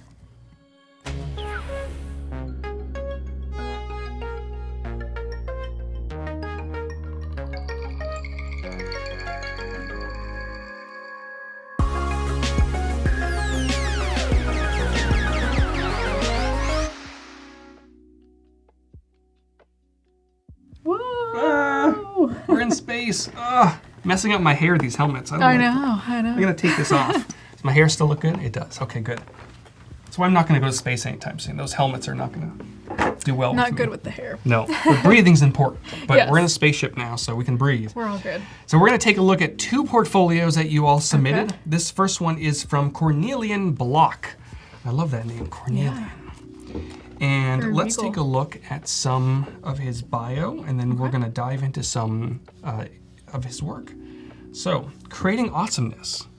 It's a good start already. Yeah. I like people who create awesomeness. If everyone's not tuned into Adobe Live, I think Harsh is very confused at what's going on. We like to have a little bit of fun with this kind of stuff. It's a We go to segment we space. always have. Yeah. But welcome to Adobe Live. It's a lot of fun over here. Yes. So Cornelian works for C Block Media. It's got his website. Houston. Yeah, Houston, good place. About me. And, Awesome. Yeah, what I would say, I always say this to people who have the little About Me section. Really put as much information in there as possible. Yeah. Let us know who you are, what you've done in the past, what you currently focus on. Are you focused on UI? Are you focused on animation? Whatever it might be. Because if someone is looking to hire you, they might really want to know kind of what you do, Yeah. who you are. I like seeing the sort of a mini resume. Yeah, Like where you've worked and how you got to where you are now. totally. All right, so which one should we dive into first? I'm drawn to the triangle-y gradient one. Triangle. Look at that Oh, this on one the here? top right.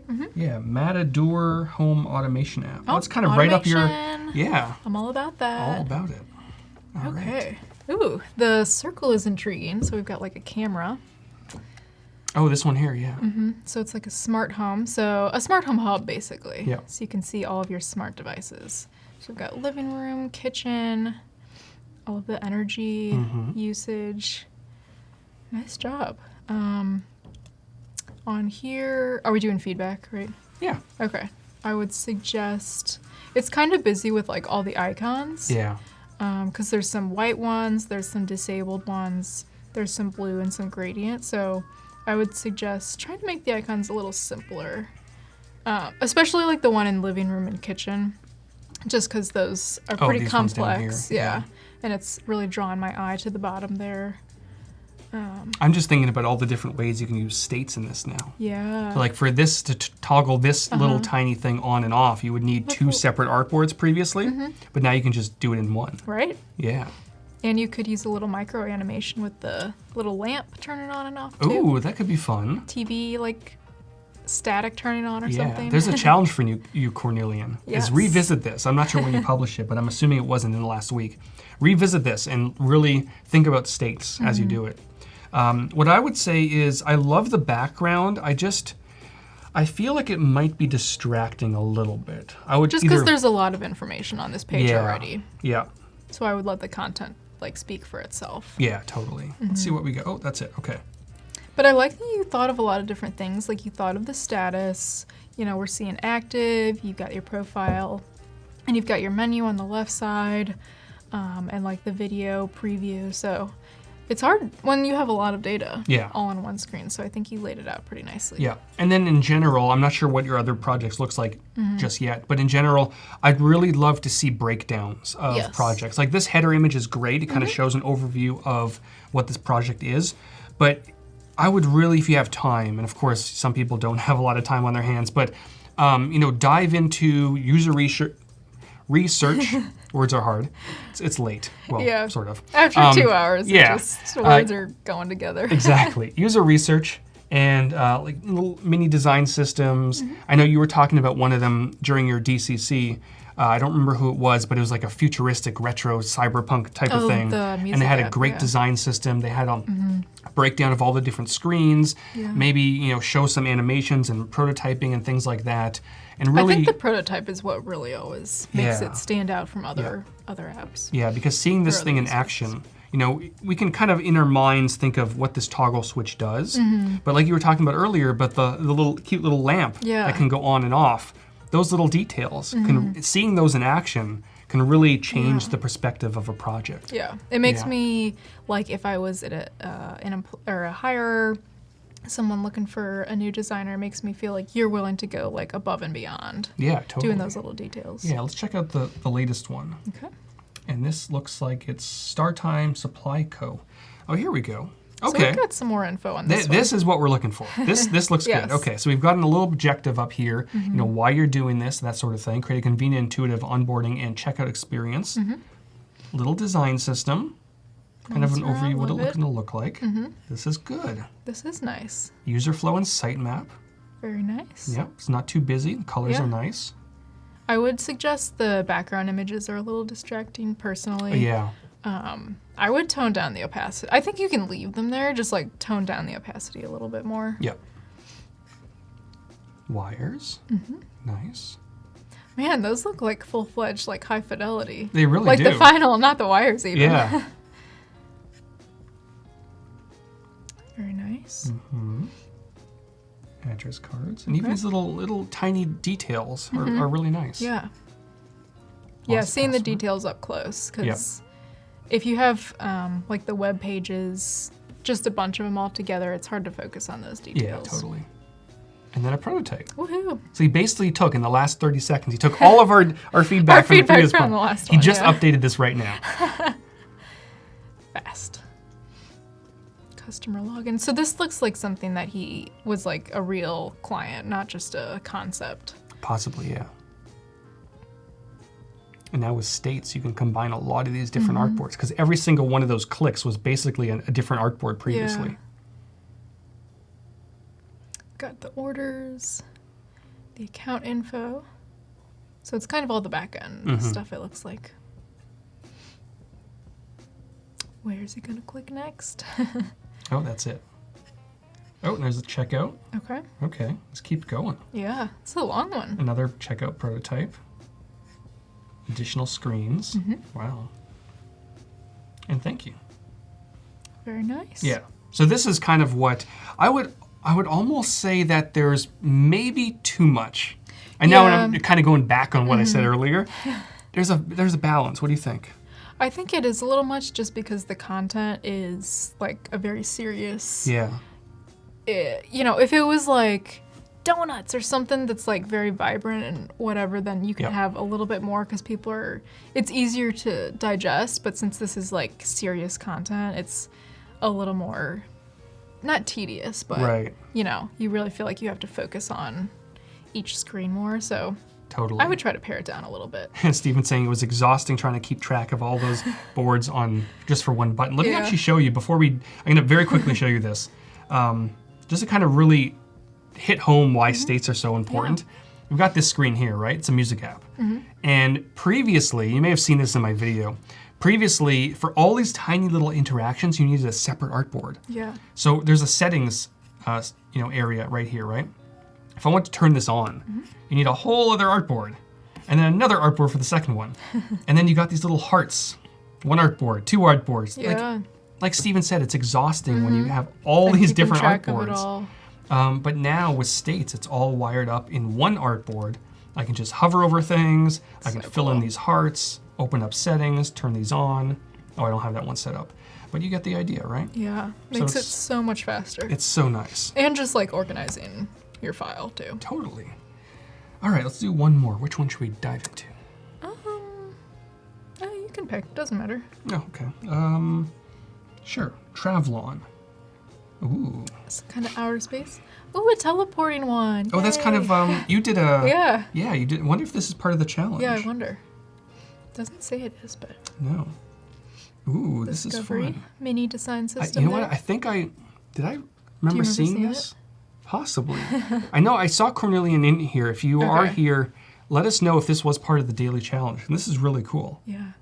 Steven's asking, that pink Pantone, is it the color of the year? Because he sees it everywhere now. I don't know. What is the color of the year? That's a good question. I don't know, but I've been really on this pink, where to go. Oh, yeah. It's like, it's The not vibrant pink, but it's not red. It's kind of in more between. mature pink. I like it. It's kind of, and it's also almost XD pink, so I kind of, gravitate towards that's that. why you like it. Yeah. This is really used research. There we go. Very nice. I guess we picked the wrong one at the beginning. I know. Yeah, I guess like when you're choosing all of your projects, I feel like really focus on just the ones that you love. Yeah. You know, so maybe you might not even show the first one that we looked at just because it's only one screen. Right. But if it's one of your favorites, then like build it out more. So it looks like this was probably part of the daily challenge. Yeah. Showing User the user flow. flow. I love when people show the wireframes like this. It's not going to be as fun now that states are available. Yeah, that's true. Because we've seen some where there's like hundreds of artboards and all these wires all over the place. But it's still, I love seeing this kind of stuff because it really shows that Cornelian put a lot of time into wiring all these up. Yeah. Because sometimes it's not just like from one artboard to another. Right. Sometimes there's like many wires coming out of a single artboard, and then that artboard has many wires coming out of it. Right. Yeah, it's really cool to see all this stuff. Yeah. Prototyping. Ooh, fancy. I wish teleporting was real. Then I could just teleport from St. Louis to here super I know, easily. wouldn't that be great? Then of course, like the question comes up: if you teleport, are you really you? Because you're broken down. Right. Is it you on the other side? I don't know. Or is it just someone who thinks they're you? Right. It's super deep. I know. We're getting deep here. Travlon. Oh, searching by picture. That's a good idea. Install jump. Oh boy. Oh, that's a cool animation. What is happening? Wow, this is cool. It's got the time trigger going back and forth. Ooh. Awesome. Successful. Thank you for. Oh, I wonder what not successful looks like. Oh no. Now we're yeah. Okay, that just took it to a whole other level. Yeah. I guess you probably wouldn't see that screen if you're not successful. You'd just be gone. You'd be bunch of out of atoms there. floating around in space. That was super cool. So thank you, Cornelian. Awesome. And I love that you're participating in the daily challenges. Yeah. It's really cool to see because we've had a lot of people come to us and say, I've been doing your challenges and now I have a job in the industry, and it really got me out of a weird spot because I was let go or just looking for a change. And Love to hear Andrea's it. been a great host. I've done challenges Me before, too. Peter Dotondo, Yeah. Marissa back in the day. It's really cool to see all this feedback and these it's really like nice. real life effects that are happening because you're doing the DCC. Yeah, and speaking of community members, Bohana has been with us for quite a while, and we're going to take a look at her portfolio now. Awesome. So she is from Serbia. She's a senior cool. UI and UX web graphic and freelancer. Ooh, that's a All right, lot of another things. freelancer. Woohoo. Yeah. Oh, here we go. Wow. Yeah. That's a nice hefty about me. I like it. Yeah, I'm not going to read the whole thing, but Yeah. I like seeing a lot of detail. What she's proficient in. Yeah. What her goal is. Yeah, I feel like having a goal, like it can be super short. Like your, how you work, where you want to get to, Yeah. what type of projects you usually do. Steven's continuing to get deep about the teleportation thing. Oh. Depends if it's doing a matter to energy round trip conversion. Oh boy. Gosh. All right. Languages Serbian, English, and Russian. Nice. Wow. All right. Where do we start? Let's do the first one. Movie All flicks. right, movie flicks. Sweet. I feel like I saw this one. Oh, this is one that I did This was way back in the day. okay, yeah. Little movie reel animation. That was Nice. fun. It's got a nice header image Yeah. at the top. Great colors. Lots of negative space. I feel Yeah. like that's one of the main things people struggle with, and right away it looks like you nailed it. So It's an interesting point because I see projects very often. Everyone wants to cram as much information into a single screen as Right, possible or right. above the fold. And it's just like everything is on top of each other. Yes. Just if people are interested in the project, they're going to scroll.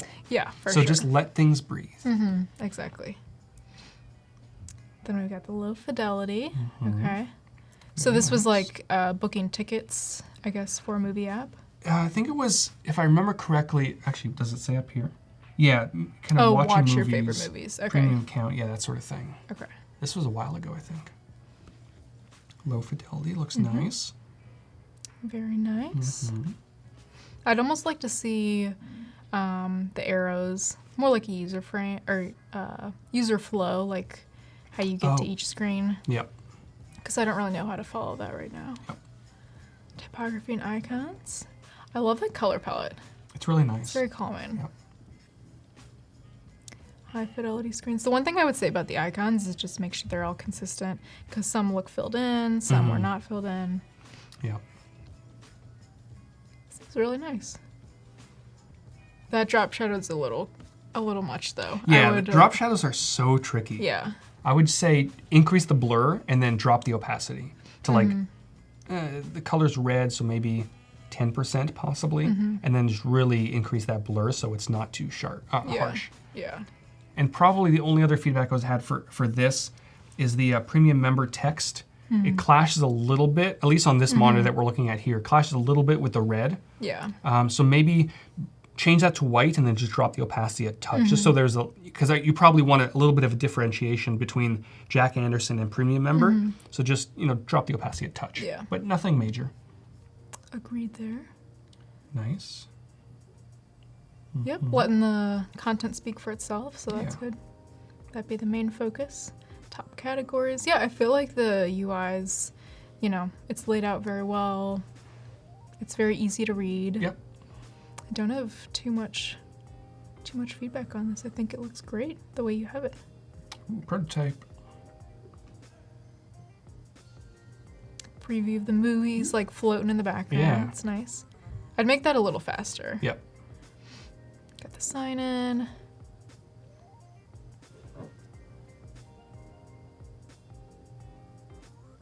Drag, going back. I would make the play button, I guess, the same thickness as the others. Or if there was a reason why you made that thicker than the others. Oh, Just yeah. Curious. Like if that's the active screen, then it makes sense. But if Yeah. it's not, Right. yeah, because there she tapped on home and it did not change. So yeah, if you want to go with the outlined icons, maybe the one that's active is either filled in or like quite a bit thicker, and then the other ones are not. Correct. Yeah. Parental controls. Good to have. Always. Ooh, background blur. Love it. Nice. Yeah, she really showed like the whole start to finish there. Yeah. Very nice. All right, let's look at. This one's kind of fancy. Ooh, I was gonna Packaging say, design. I love packaging design. Ooh, the foil. Packaging for Rome Tech brand, Okay. made for iPhone and tablet cases. Okay, So not a concept, a real something out in the wild. interesting. I wonder what this was. I wonder if this was Adobe Dimension or Oh yeah, could be. yeah, because I've seen a lot of people do things like this using Dimension, which is really cool. Okay. Ooh. I like want to know colors. was there a description up at top? Because I'm not sure what it's for. Is made for phone and tablet cases with different accessories. I would give more of a description. Yeah. Maybe bullet points or something. I don't want to Totally. read a whole paragraph, but Yeah.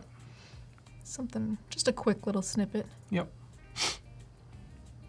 The color palettes are nice, like the blue and the navy. Yeah, I would also love to learn, why this style of packaging. Is it to save? Is it like an environmental reason? Is it solving a problem, possibly?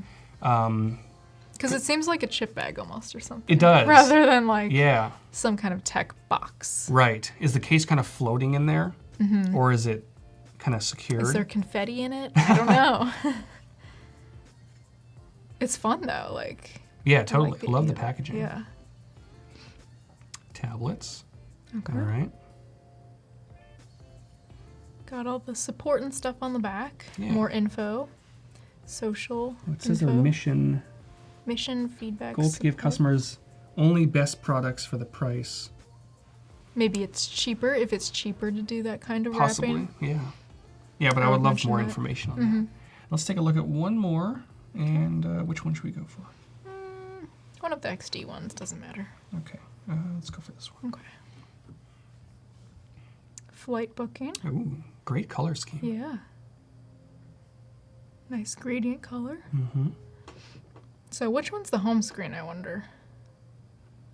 Oh, that's a good question. Or maybe she didn't show that. Is it up there? No. There goes my stomach. If you can hear that. These 2.5 hour streams. I know, and you didn't really eat much either. Oh, maybe the Here prototype we will go. show Let's us. see. Let me click on this so I can see it. No, I think it's in the bottom right, yeah. There we go. So Sam's saying it looks like a waterproof pouch. It could be. Could be a waterproof pouch. That's true. It's a little fast for me to be able to see so quickly, so I would make the prototype a little smaller. Yeah. I love the colors on this though. I know, the colors are really the, nice. Like dotted, like matte pattern in the background. Rob says tummy thunder. I think he coined that term a while back during one of the streams. Tummy thunder. I love it. Yep. Yeah, gradients, like we were talking about earlier, very difficult to get right. Yes. But this, I like this gradient. Me It too. kind of works. Cool. All right. Yeah. So with a few minutes left, let's hop back over. Were we doing anything on mine? I don't think so. Let's hop back over to your screen, kind of go over what we were talking about or what you were tackling today. Yeah. And what your plan is for tomorrow. So today we were focusing on this idea from Edward Snowden about. And every time I hear Edward Snowden, we have an employee, Eric Snowden. Do you know Eric? Yeah, I follow him on Twitter. And he used to get he probably still gets it. He gets so many tweets, people thinking that he's Edward. That is so It's very funny. So every time I see Eric, I'm like, no, it's not Edward, it's Eric. That's the one. That's funny. Yeah, so this idea of creating a smartphone data control center on your phone. Yep. And then we did some, research here, just kind of thinking through the problems. Did a little bit of like feature study, what some of the rules were. I showed the sketches on my and wireframes on there, on my little sketchbook. We went through some use cases and the user flow. And then we went through the mood board, kind of this idea of, do we use nature with like brain and synapses to organize this data? How are we going to organize all of the pieces going back and forth that are being shared? And then we decided to go with, it's going to be an app on the OS, so an Apple app. And then we didn't get too much into the prototyping, but we'll do that more tomorrow. Yeah, totally. Kind of just doing the wireframes today. So we started on the data control hub. That'll show an overview, some alerts, and the history. And then this will be kind of like the zoomed out version of all your little apps, and that'll show the data points. Once we zoom in a bit more, we see some of those little data points going back and forth between the apps and ourself, aka the phone. And then, sharing some, if we want to turn it off, how often is the data being shared. And then you made the lovely list view. So beautiful. Of each of the apps and like how much data is being shared. And then we can go deeper into each app, turn it all off, all of the data being shared, or see individual pieces being shared like location, search history, etc. And I can just sit here and toggle your switch. Yep. Using coediting. I'm not doing it. There we go, look at that. Fancy. It's a ghost. And then we showed some cell towers nearby. And yeah, so we're going to be building this out and making it look a little nicer and working on some more of the states and prototyping tomorrow. Sweet. Alrighty. So that will do it for today. Yeah. That was fun. Yeah. And we're working on an application that's going to solve a real world problem, which is great. Yes. So thanks so much, everyone, for joining us today. We're going to be back tomorrow, same time, same place. And also, Terry White is doing the daily challenge for Photoshop in the morning. Awesome. You're doing it for XD. Yep. And then Aaron Nace and Val are here at 9:30. Awesome, folks. So a lot of cool things going on. And any last words? This is like one of my favorite, like the data privacy. So be sure to join again tomorrow. Totally. Yep. See y'all later. Bye, guys.